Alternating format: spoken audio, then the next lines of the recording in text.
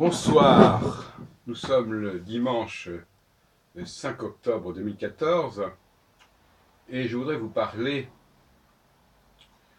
de la misogynie,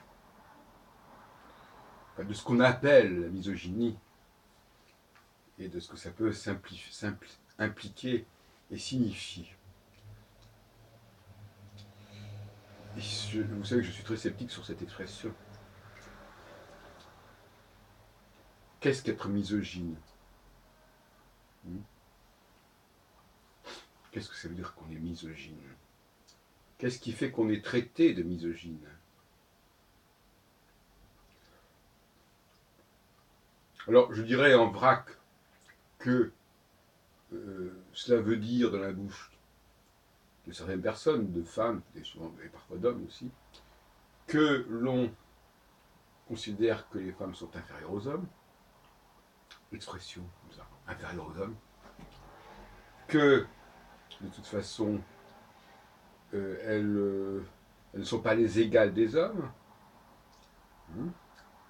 qui revient au même, ou qu'elles sont différentes des hommes, ce qui est plus subtil, parce qu'à ce moment-là on va dire oui mais elles sont différentes, mais pas vraiment, sur certains points oui, mais bon. Et finalement,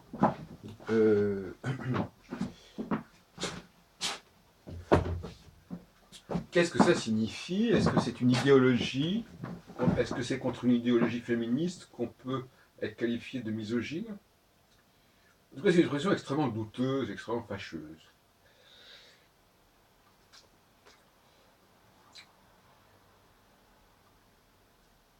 Je dirais qu'être misogyne, c'est avoir un doute sur le fait que les femmes ont un avenir qui, à terme, serait comparable à celui des hommes, les mettrait sur le même pied que les hommes.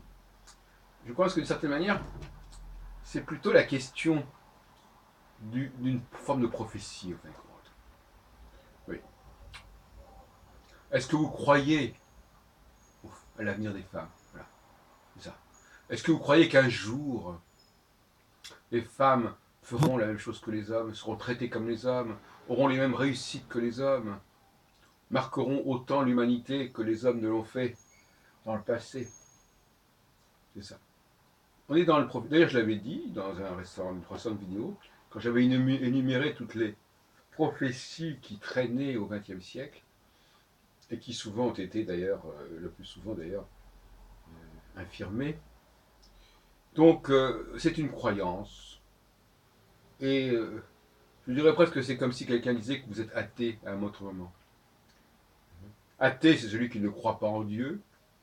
Misogyne, c'est celui qui ne croit pas aux femmes, qui ne croit pas que l'avenir des femmes sera radieux et qu'il sera totalement différent de leur passé.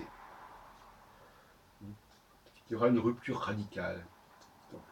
Voilà. Donc je répondrai à la question, être misogyne, c'est ne pas croire que les femmes vont changer, peuvent changer, et penser que leur situation, elle restera à peu près toujours la même. On est dans le domaine de la croyance. Et je crois que c'est pas mal de dire, de le comparer à l'athéisme. Un mécréant, donc c'est la même expression que le misogyne, un mécréant, c'est quelqu'un qui ne croit pas, qui ne veut pas croire, qui se refuse à croire. Et la croyance dans la femme est devenue d'une certaine manière la nouvelle croyance, le nouveau clivage. La vraie guerre de religion aujourd'hui, le vrai clivage, c'est croyez-vous ou non dans l'avènement de la femme? Voilà. Je crois que c'est ça la vraie question. Et le vrai combat, le vrai débat, il est là. C'est une nouvelle religion, quelque part, qui s'est mise en place au long du 19e siècle, peut-être du 18e siècle, selon laquelle, justement, l'humanité va vers un avenir, va vers un accomplissement qui passe par la promotion de la femme. Donc être misogyne, c'est ne pas croire à toute cette histoire. Là, je suis en train de lire un ouvrage sur la littérature française du XXe siècle. Je ne l'ai pas terminé, mais j'ai un petit peu quand même parcouru. Et je peux vous assurer qu'il n'y a pas beaucoup de femmes. Hein. Sur les centaines de noms qui sont fournis par l'auteur, Denis Labouré, Labouret, rien à voir avec Denis Labouré avec un accent aigu. Littérature française du XXe siècle, Chermont Collin. Eh bien, les femmes sont très très peu représentées. Je parle des femmes en France, dans le monde francophone. Hein. Je ne parle pas du monde anglo-saxon, qui est un autre problème encore. Alors, à part dans le cas de nouveaux romans, par exemple, avec Nathalie Sarraute et Marguerite Duras, par exemple. On pourrait citer encore, je ne sais pas moi, les Triolet. Je parle du XXe siècle. Hein. Et puis, bon, dans d'autres domaines, Julia Kristeva, je regarde un petit peu les noms qui sont cités par les uns et les autres. C'est vraiment l'exception qui confirme la règle. Hein. C'est pas flagrant ni en poésie, ni en littérature, ni au théâtre. J'ai l'index des noms. Je cherche des noms.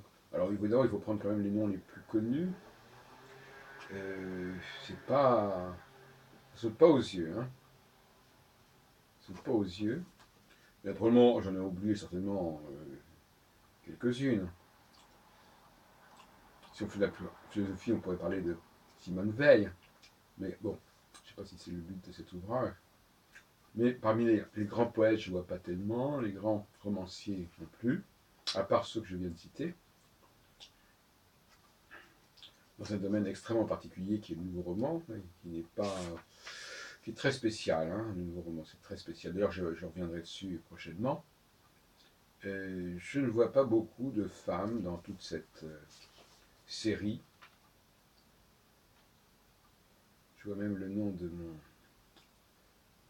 du mari, ma grand-mère, Florian Parmentier. Je vais voir ce qu'ils disent à ce sujet, enfin c'est pas le même nom maintenant. Qui avait épousé d'ailleurs ma grand-mère, qui justement est une femme écrivain, ma grand-mère. Mais je ne crois pas qu'elle soit citée par cet auteur. Il ne connaît pas la femme de Florian Parmentier. C'est peut-être pas une perte d'ailleurs. Quand je dis ça, c'est pas gentil pour ma grand-mère. Donc désespérément, si on peut dire, je crois que si on demandait à des femmes françaises ou pas d'ailleurs, ou belges, enfin peu importe, citez-moi des noms de femmes écrivains au XXe siècle, mémorables, ou même d'ailleurs on pourrait même élargir au domaine de la musique, au domaine de la peinture, au domaine du cinéma. C'est vraiment des cas tout à fait exceptionnels. Et d'ailleurs qu'on a parfois tendance même dont on exagère l'importance, parce que justement c'était justement assez exceptionnel. Alors donc, il n'y a pas grand-chose. Hein. Il n'y a pas grand-chose, pourtant on ne peut pas dire que cet auteur soit spécialement misogyne, hein, je ne pense pas. Il n'est pas misogyne, il dit ce qu'il a à dire, c'est tout. C'est pas... Enfin, si on reproche aux historiens de ne pas parler assez des femmes ou de ne pas leur faire servir en place, où va-t-on? Non, malheureusement, non. Non, finalement, il n'en sort pas grand-chose. Bon, je regarde, je feuillette comme ça rapidement, mais non, c'est pas frappant. Hein. C'est pas frappant du tout. Donc, voilà. Donc, là, moi, je fais partie de ceux qui ne croient pas à un avenir remarquable pour les femmes. je ne pense pas que leur situation va s'améliorer, si ce n'est... Enfin, si, elle va s'améliorer, mais que je m'exprime mal, elle va s'améliorer parce que tout simplement la situation des hommes et des êtres humains en général, elle va s'améliorer. Parce qu'aussi, il y a une technologie qui permettra toujours, qui, qui va niveler les différences entre les êtres humains.